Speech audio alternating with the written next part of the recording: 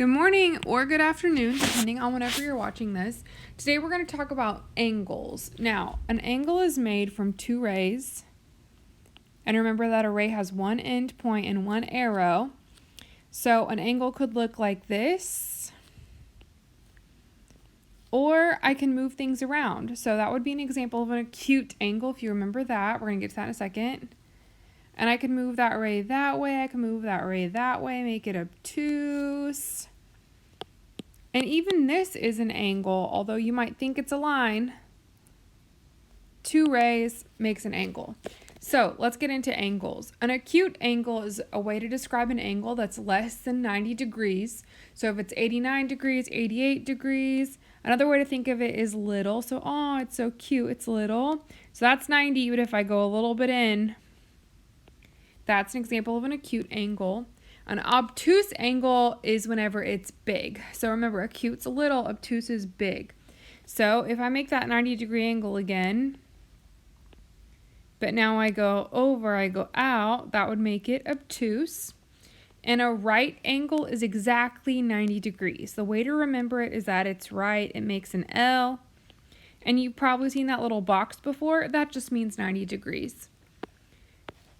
And then we also have straight angles. Now, acute is less than 90, obtuse is greater than 90, right is equal to 90, but straight is equal to 180. Think of it this way, if you put two L's together back to back, 90 and 90, that would make 180. So straight angle, and yes, it does look like a line. Now, when we start talking about angle pairs or angle relationships, more than one, we have other words to describe them as well. So complementary are angles that add up to 90. So if you have an angle that's 30 degrees, well, think about it. What would have to add to 30 to be 90? 60. And I'm not drawing these pictures to scale or anything. But 30 and 60 would add up to 90. Another way, sometimes you'll see it look like this. And they will draw it to scale, and they'll put a box in there telling you that this angle and that angle adds up to 90. And if you think about it, complementary angles will always be acute because they have to be less than 90 if they're going to add up to 90. So complementary means 90. Now supplementary means 180. So supplementary would be if you have two angles that add up to 180. So if I make one 100 degrees, think about it. If one's 100 degrees, what is the other one going to have to be to add up to 180? Well, 100 plus 80 would give you 180. So just go backwards. 180 minus 100 equals 80. Now, the trick to remembering which is which is all in that first letter right there. Complementary is a C, which usually turns into a 9 for 90. I'm going to do that again. Complementary starts out with the letter C, which usually turns into a 9 for 90. Now, supplementary starts out with an S, which usually turns into a 180 for supplementary, 180. Once again, that S easily turns into an 8 for 180 supplementary. Now, complementary or supplementary, they could be adjacent, they could not be. Adjacent means that angles have a common side and a common vertex. So adjacent would be if I were going to draw an angle here, and it has nothing to do with the measure. If they're adjacent, it has nothing to do with the measure. And then I decide to draw another angle. Okay, those angles are currently not adjacent. They're not adjacent. They don't have a common vertex and they don't have a common side. But if I take this one and I move it, now they're adjacent because they do have that common vertex and that common side. Now if I do that, that doesn't count. The vertexes have to meet. So that would be adjacent. That's not adjacent. That's not adjacent. But that right there, that would be adjacent when they have that common side and that common vertex. And the easy way to remember adjacent is just remember that they touch. That's what a lot of people remember is that they touch. Now, linear pair are angles that are adjacent and supplementary. So they're angles that have to touch, because that's what adjacent means, And the supplementary means they add up to, hopefully you remembered 180. Now, the trick to remembering a linear pair is all in the words. Linear, line, pair, 2. So a linear pair is 2 angles that make a line. So if I go back up to this picture from before, they're supplementary, so I'm going to copy and paste it. But in order to make it a linear pair, all that I need to do is make them adjacent. So now they touch. Now they make a linear pair. Didn't do the greatest drawing there, that's okay. But that would be a linear pair. So a linear pair would be whenever they actually touch. So it would be if those 2 angles touched, it would look like that. That's a linear pair. 2 angles together, they make a line. And notice a straight line. That's what makes it supplementary. That's that linear pair. Now, vertical angles are angles that are across from each other, and they have this long definition, the pair of opposite angles made by intersecting lines. The easy way to remember it is that they're the angles across from each other. So when the lines intersect or they make an X, vertical angles are the angles across from each other. So just remember the angles opposite in the X. So that would be this one and that one. Those are vertical angles. This one and this one. Those would be vertical angles. And something to know about vertical angles is that vertical angles are congruent. So the congruent symbol looks like this. It's an equal sign with a squiggle on top, and it doesn't matter which way the squiggle goes. I'm going to do it again. The congruent symbol is an equal sign with a squiggle on top, and it doesn't matter which way the squiggle goes. There it is again. Or you could do it this way if you wanted to. Okay, congruent means that they're exactly the same. How we show that in our picture is with arcs. Meaning if I put one arc on the left, the right side should have one arc. That would be 50 and 50. I'm making up numbers. And sometimes when we have multiple sets of angles, we have multiple sets of arcs. So while the left and right have one arc and one arc, I'm going to do 2 on the top and 2 on the bottom, and that shows that they match as well. So that's an example of vertical angles across from each other in the X. Vertical angles are congruent again, meaning that if this top one's 100, the bottom one should also be 100. So we already went over congruent. Hopefully you remember that. A bisector is a line or a plane that cuts an angle in half. So it goes back to that arcs again. If you see a picture of an angle and it looks like this with arcs in it,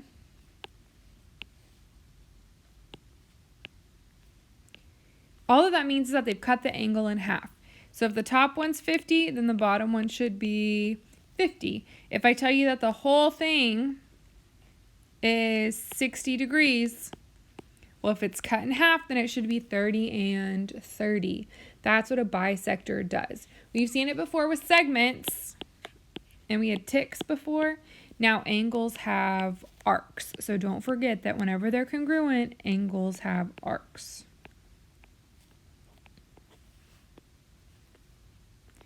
Now, you can measure angles, but you need a protractor to measure angles. That's what this is right here. This is a protractor. Now, the way that we measure is that we pick a side and we start there. So if I talk about angle EOD, I can look on the protractor and I can see that it's between 10 and 20, which would make that 15 degrees. And if you notice, I have 2 sets of numbers. That's because I can measure from either end. So let's say I didn't want to do EOD. Let's say I wanted to know the measure of AOB. Well, AOB, if I look at it, it's acute. It's not obtuse.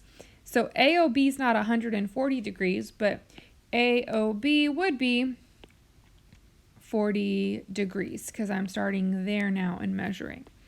So keeping that in mind, if I asked you to name an acute angle, well, there's a few options. Just went over some. We just said angle EOD. And notice how I do the angle symbol, EOD. Or we could use angle AOB. Now, if you notice, I put O in the center. That's because O is our vertex. All these angles are going to revolve around that O. So ABO, that's not an angle. That's talking about up there. I would need AOB for these. Now, obtuse has to be greater than 90. So EOC, would that work? Yes, it would. What about AOC? No. What about AOD? That would work. What about EOB? There's lots of options there. I'm going to go with angle. I'm going to go with AOD because I feel like it. Now, right angle means 90. If you put your hands up to your paper, up to the screen, and try to make an L, it kind of looks like this is. But I have to check it. So this is 105 and this is 15. If I look at those measures, so it goes from 15 to 105. Well, what's 15 to 105? 90. So I'm going to call that angle DOC. Or you could say angle COD. They mean the same thing. And if you remember, straight angle just means a straight angle. So I'm going to say angle EOA all the way across. Or I could say angle AOE. And that's how we use a protractor to measure angles. Now, keep in mind that a lot of our pictures today aren't going to be drawn to scale, but some of them are. And if they were, then you should be able to take your protractor and measure it, and it should work out. Now, let's see how well you remember those vocabulary terms from a minute ago. Identify each pair of angles as adjacent, vertical, complementary, supplementary, or a linear pair. Go ahead and pause the video and take a few minutes to try these on your own.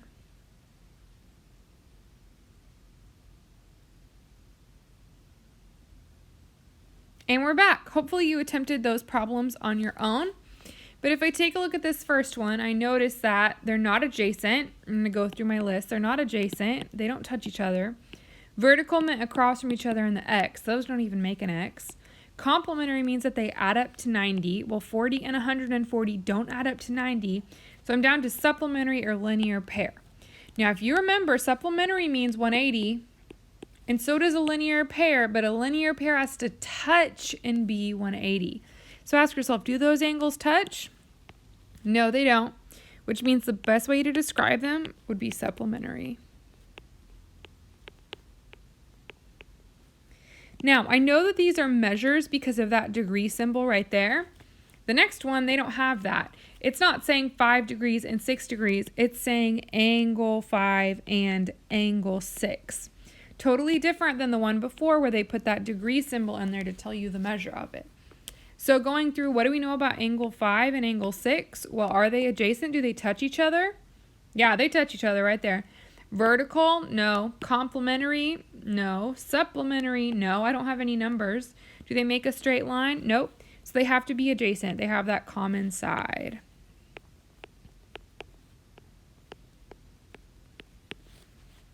On to the next one. I notice immediately that I see this kind of looks like an L, which means it could be 90, but I need to check. What's 55 plus 35? 90, which makes them complementary. But is there another word that you could use to describe these? There's a clue. And if you put adjacent, you're right. They do. They share a side. They share a common vertex. So you could say adjacent as well. Now, this next picture has a lot on it. All that you're supposed to focus on is angle 11 and angle 12. So I'm ignoring all that other stuff right there. Well, I noticed that they're adjacent, so I know that. Now, I don't have any measures, but I do notice that they make a straight line. So think, what did it mean if they were adjacent and they made a straight line? Linear pair. Now, if you put supplementary or adjacent, you're not wrong, but the best answer here is a linear pair. And the next one, the X is kind of your clue if they're across from each other. That's got to be vertical angles.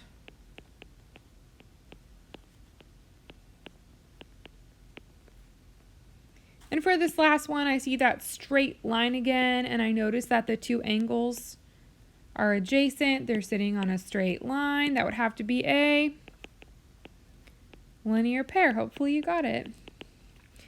Now, knowing all of those things is going to help you with solving the problems because I know that vertical angles are congruent. So I know that if one side's 50, the other side has to be 50. I know that a linear pair adds up to 180. So if one is 100, the other one has to be 80. And if I know those things, I know those clues, it can help me solve these problems. So if I take a look at this first picture, ask yourself, is there anything that you remember about the box and what the box means? Hopefully you remember that the box means complementary, that they add up to 90. So that's how I'm going to set this problem up. Part plus part equals 90. So just remember, if it's complementary, it's going to be parts adding together to equal 90. So if you do part plus part equals 90 and you combine like terms, remember x should go with x. So if I add x plus 25 plus x, that would make 2x plus 25 equals 90. In order for me to solve, I want to get the variable by itself. So I'm going to subtract 25 from both sides. So 2x equals 90 minus 25 would make that 65. And then when I divide both sides by 2, I get a decimal. That's okay. You're allowed to have decimals. In this case, we get 32.5.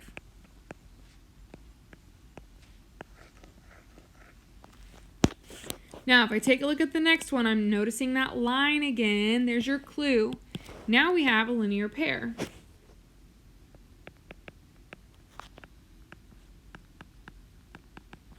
And if you remember from a linear pair, they add up to 180. So now I'm going to do part plus part equals 180. So I'm going to add these parts together, and I can just combine like terms with that process. So 5x would go with 4x when I'm adding these parts together. So 5x and 4x makes 9x. And then I have 45 minus 18. So 45 minus 18 should give us 27. That equals 180.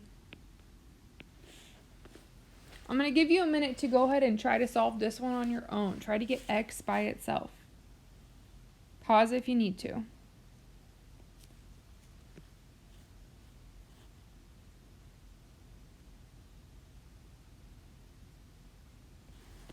So if you go to solve this and you subtract 27, I get 9x equals 153. And then divide both sides by 9, x would equal 17.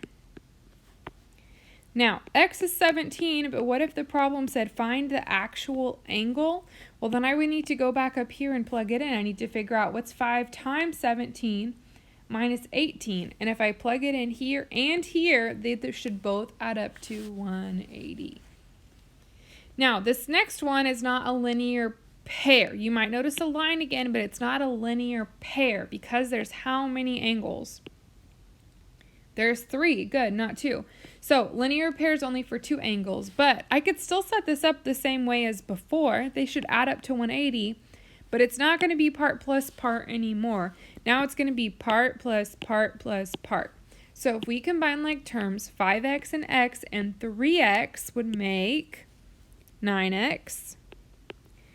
And then if I have positive 4 minus 2 plus 7, that would be 9. So 9x plus 9 equals 180. All I did was combine like terms. Remember, 5 and 1 and 3 makes 9x. And then 4 plus 7 makes 11, minus 2 makes 9. And if you solve that, you should get that x equals 19. As we get more and more into geometry, I'll spend less time on the solving part. Remember that solving for x is an Algebra 1 skill. Hopefully you remember how to do that. And we'll get more focused on the geometry and how we set these problems up. And we'll continue these problems in the next